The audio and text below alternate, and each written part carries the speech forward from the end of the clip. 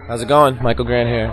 All right, so once again, this is Crazy G, and I'm on location at Mill Street Brews in Southbridge, Mass. And right now, we are speaking with Mr. Michael Grant, guitarist for LA Guns.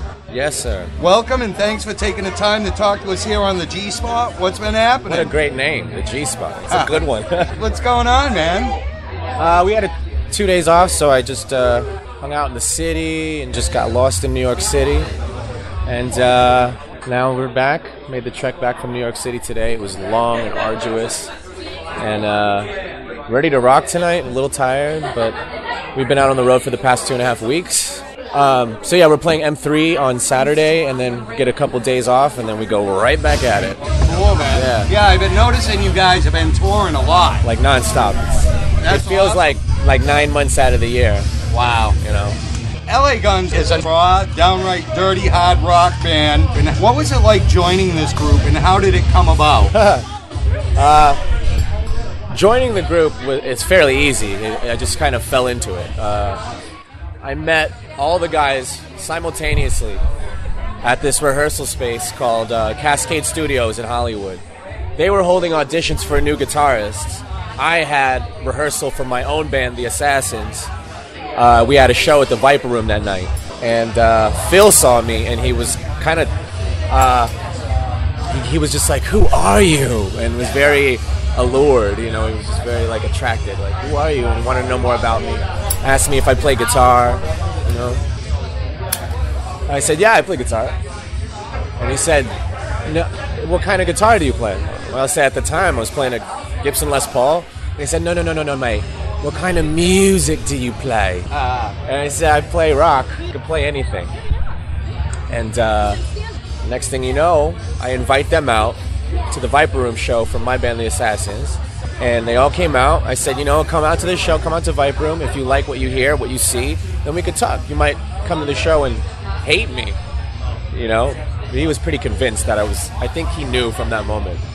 Because we've talked about it. He knew from that moment. He was like, the moment I saw you, I pretty much knew, you were it, or I had to have you. Well, you're magnificent, I have to say. Thanks, man. Your work is phenomenal. I caught you guys at the Rain nightclub last year I love with that Mass, and I was really impressed with your work.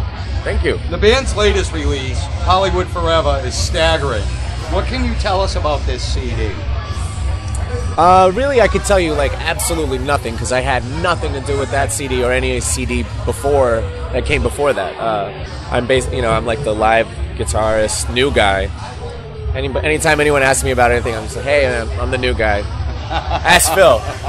Ask Steve. I'm just like the new guy. So no, and that's cool. I have no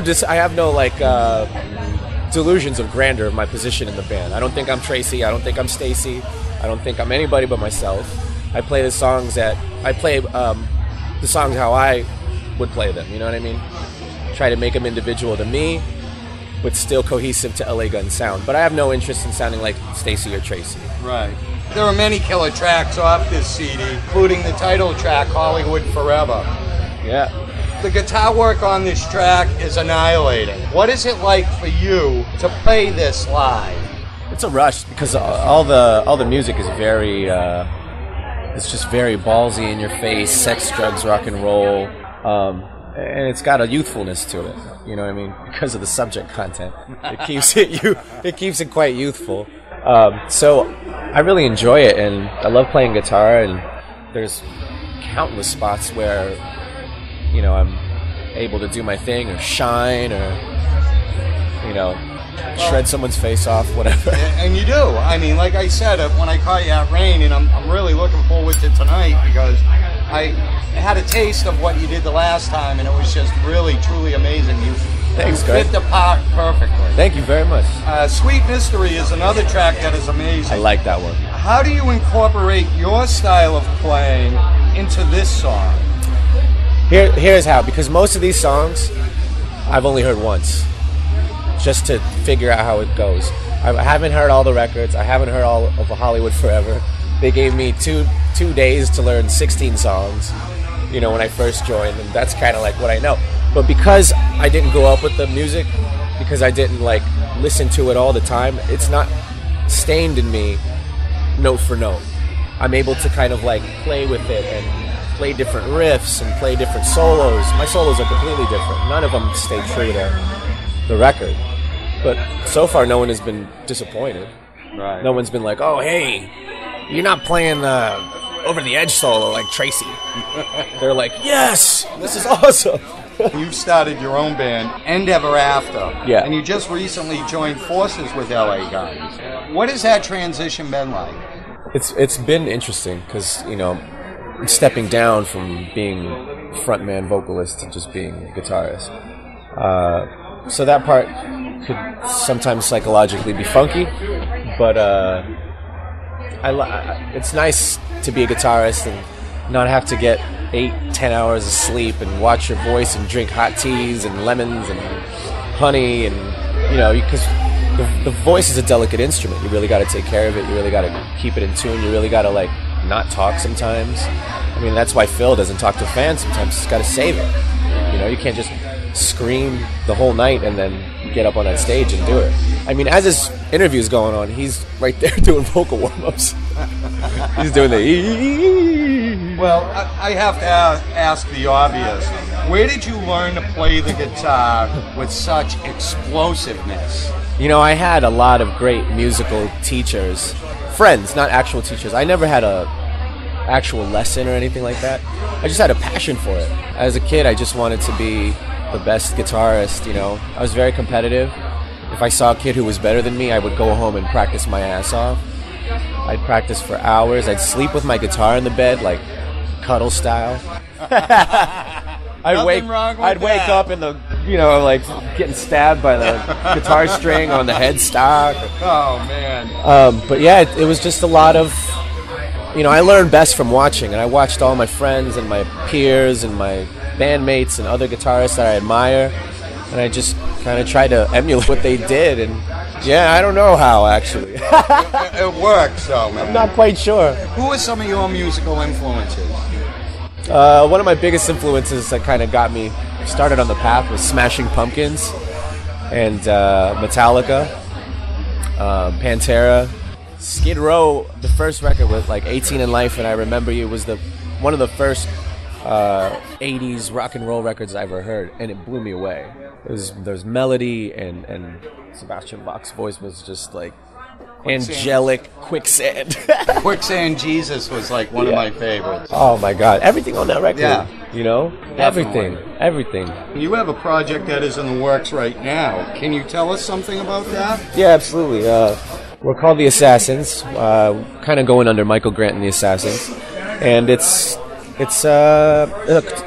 kind of like a fusion of rock and roll and electronica and a lot of other influences that I have that are kind of outside of shredding and rock and roll. There's still those elements in the music, but it's much more vibe and song oriented than like here's my balls on your face. You know what I mean?